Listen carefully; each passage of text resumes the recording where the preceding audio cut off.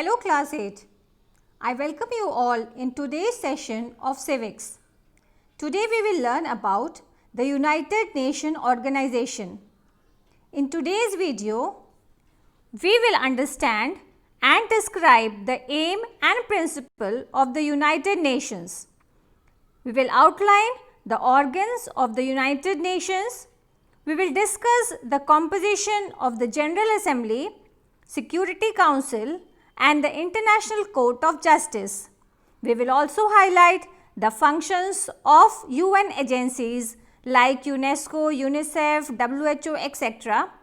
And we will discuss the role and the services provided by the United Nations agencies.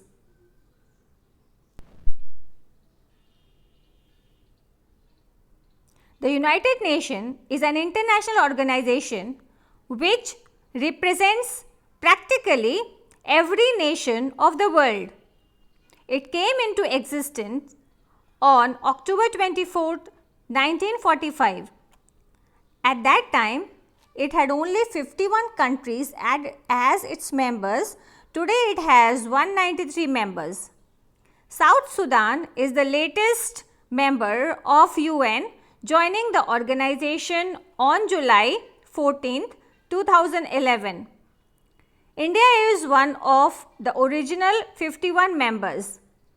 As a member of this body, India has always given full support to all aspects of the United Nations activities. Two major wars disturbed world peace in the 20th century. After the First World War, an organization called the League of Nations was formed. Its role was that of the mediator for prevention of another war.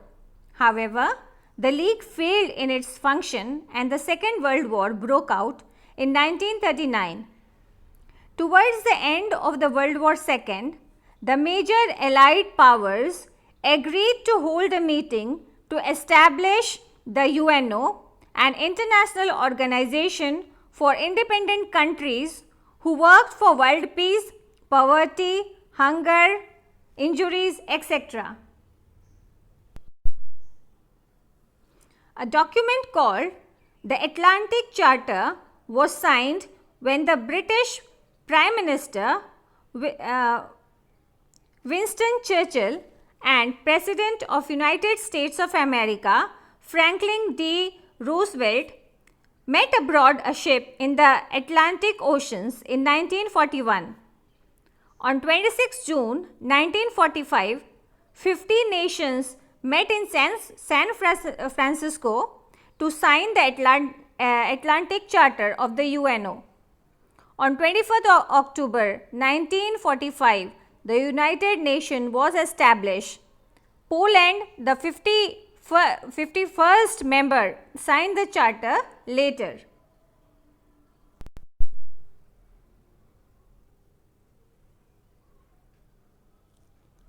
In 1945, the representative of 50 countries met in San Francisco at the United Nations Conference on International Organization to draw up the United Nations Charter. Those delegates deliberated on the basis of proposal worked out by the representatives of China, Soviet Union, the United Kingdoms and the United States at Dumbarton Oaks, United States on August 1944. The charter was signed on 26 June 1945 by the representatives of 50 countries. Poland, which was not represented at the conference, which signed it later and became one of the original 51st member state. The United Nations officially came into existence on 24th October 1945. So, we see that it was signed on 26th June 1945 and it came into power on 24th October 1945, when the charter has been rectified by China, France, the Soviet Union, the United Kingdoms, the United States, and by the majority of other signatories. United Nations Day is celebrated on 21st October every year. Due to the powers vested in the Charter and its unique international character, the United Nations can take actions on the issues confronting humanity in the 21st century, including maintain international peace and security, to protect human rights, to deliver humanitarian aids, to promote sustainable development, and to uphold international law. So we see that the United Nations is an international organization that aims to maintain international peace and security, develop friendly relations among nations, and achieve international cooperation.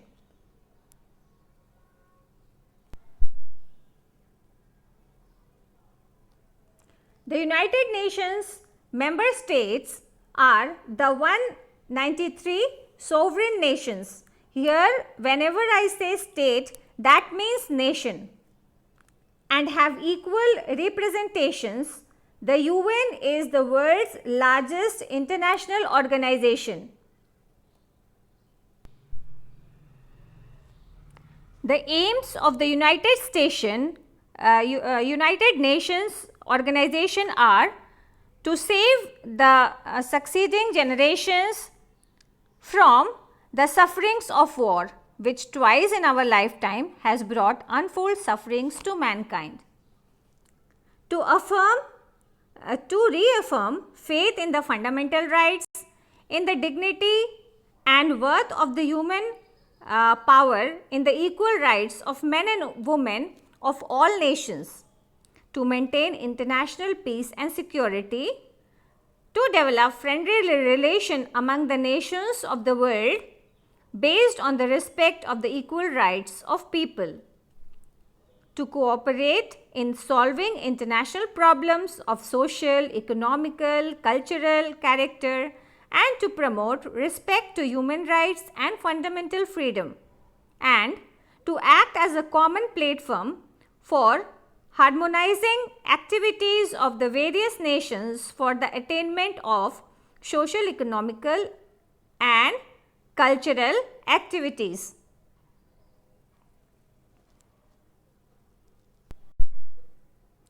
Thus, we can say the aims of the United Nations are to keep peace throughout the world, to develop friendly relations between the nations, to work together to help people live better life, to eliminate poverty, disease, illiteracy in the world, to stop environmental destruction, to encourage respect for each other's rights and freedom, and to be the center for helping nations achieve their aims. The UN has laid down certain principles to achieve its aim. Now let us see what are the principles. On the basis of the organization shall be equality of all its member states. Okay, so the basis of the organization will be the equality of all its member states. Now whenever I say states over here, it means nations or country.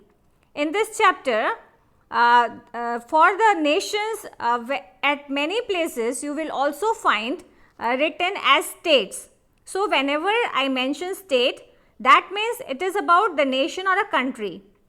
The member states or nation shall fulfill their obligations honestly according to the Charter of the United Nations organizations.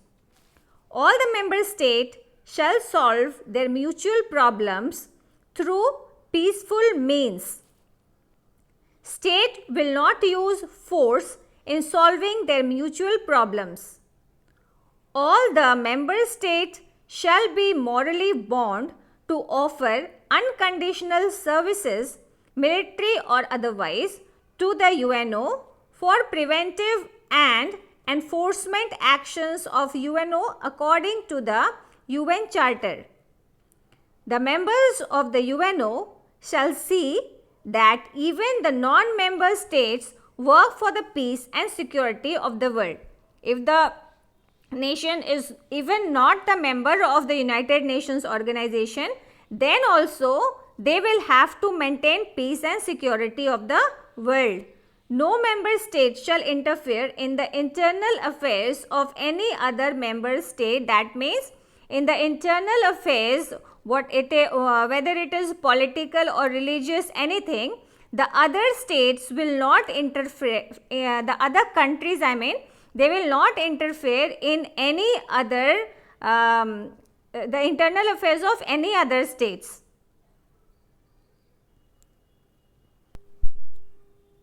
Thus, we can say that the principles of the United Nations are: all member states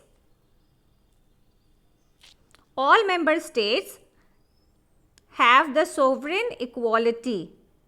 All member states must obey the Charter. Countries must try to settle their differences by peaceful means. Countries must avoid using forces or threatening to use force. The United Nations may not interfere in the domestic affairs of any country, and the countries should try to assist the United Nations. So, these were the principles of the United Nations.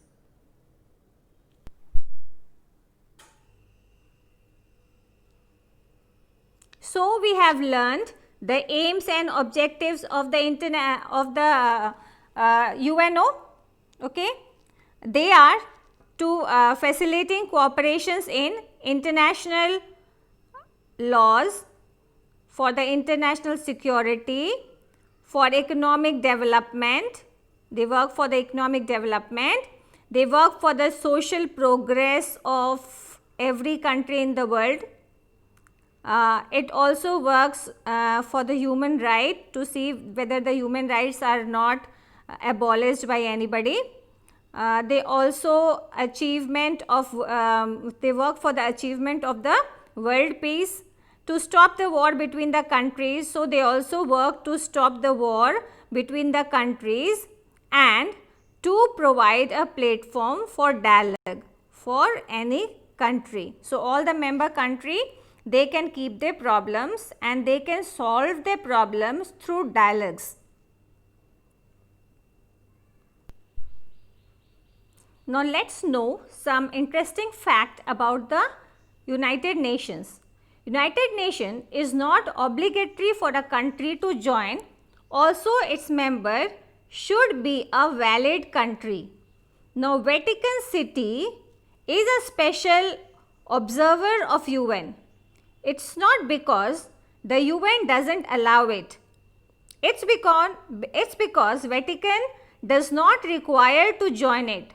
So, we see that Vatican City is not the member of UN. Why? Because Vatican City is a religious state whose political system is unique, means it's different from other countries. It's based on faith of belief from all over the world. Vatican City can join the UN at any time whenever it wants, but it will have to change its ideas. Before 1971, Taiwan was in the UN, but after People's Republic of China joined UN in 1971, Taiwan was forced to leave UN. So, China forced Taiwan to leave UN. Till today, Taiwan is not universally recognized as a country. Though some may argue it is a valid country, there were still some objections. That's why Taiwan is not a member of the UN.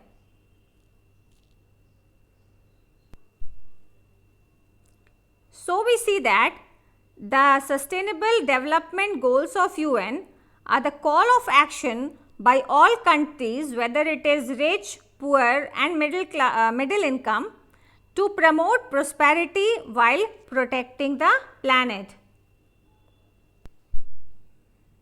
Now let us understand some important facts about the United Nations organization. Now who can take the membership of the United Nations? All peace-loving nations of the world can become members of the United Nations organization, and the numbers has been increasing.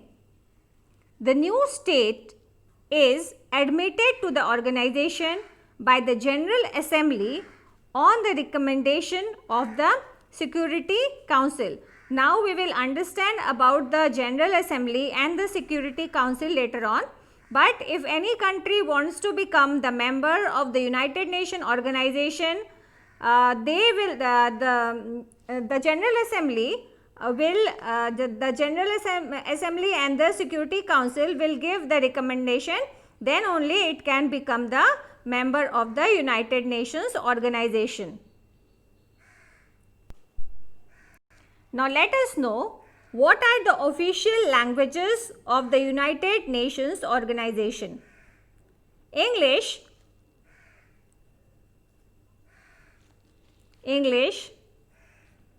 Arabic, Chinese, Spanish, Russian and French. These are the official language of United Nations organization.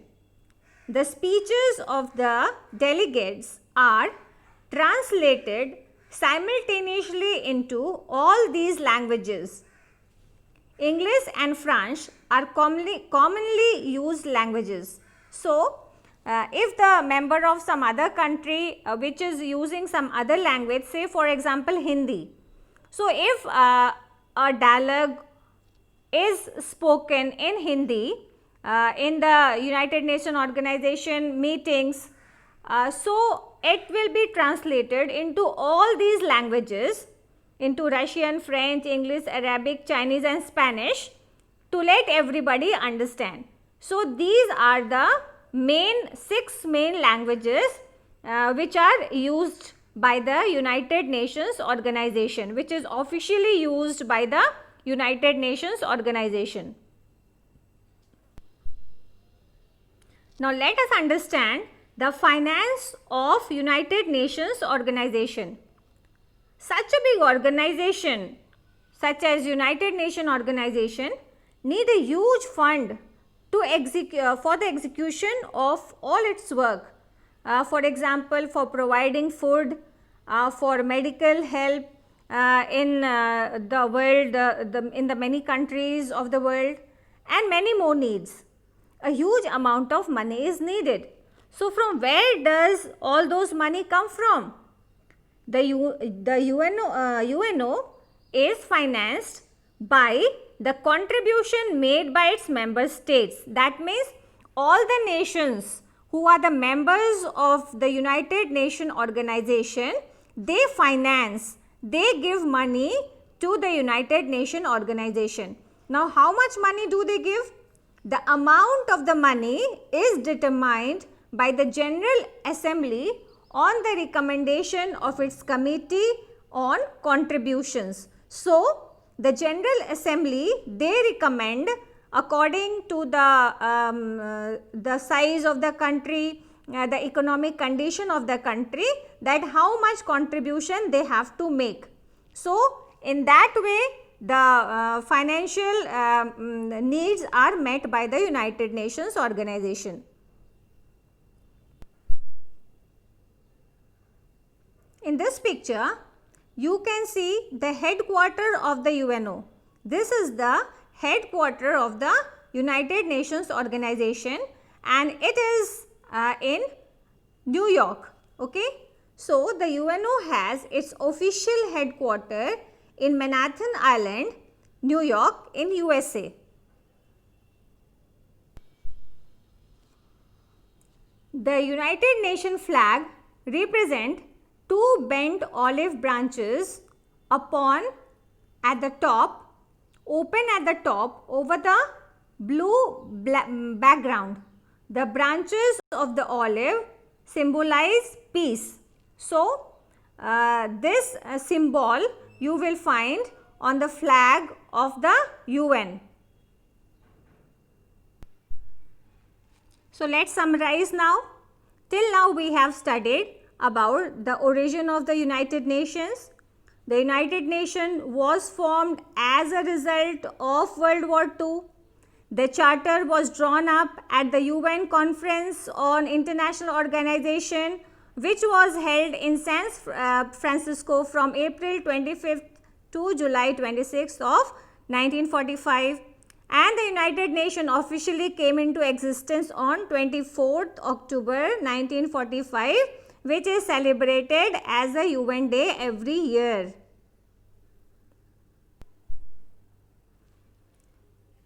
In 1945, the San Francisco hosted the United Nations Conference on International Organization.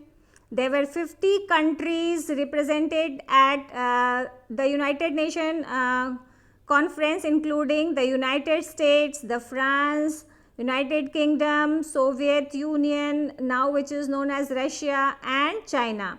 The 5 countries are known as the permanent 5 members.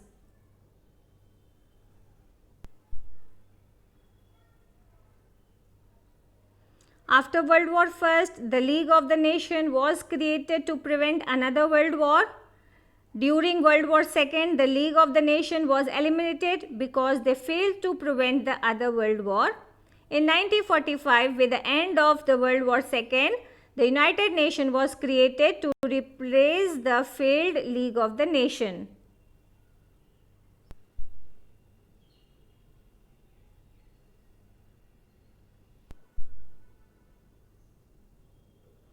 In this video, we have studied about the aims and objective of the United Nations organization and also some facts like its official language, its finance, its headquarters, and about its flag.